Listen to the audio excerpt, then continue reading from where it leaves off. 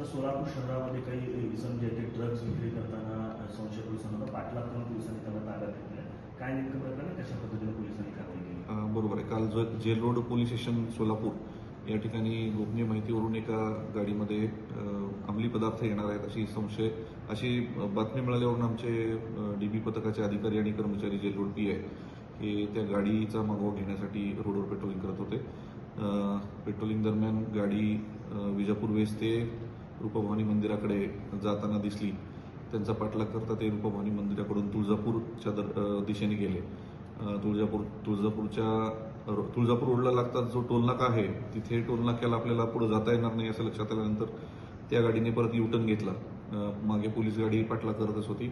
U-turn घेऊन रस्त्यातच ती गाडी अर्धवट सोडून त्यातले दोन्ही तरुण शेतातून पळून जाण्याच्या तयारीत होते. तेवढ्यात पोलीस पथक तिथे पोहोचलं आणि त्यांना ताब्यात घेतलेलं आहे.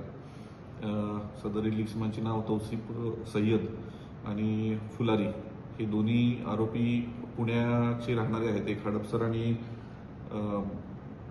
एक पुणे सबर्ब मधलाच राहणार आहे. आणि या दोघांना ताब्यात घेऊन यांच्या गाडीची झडती घेतली असता त्यांच्यासोबत एकूण 47 ग्राम MD ड्रग्ज मिळालेला आहे. या दरम्यान या संदर्भात आपण जेल रोड पोलीस स्टेशन येथे गुन्हा दाखल केलेला NDPS ऍक्ट अंतर्गत आणि पुढील तपास सुरू आहे.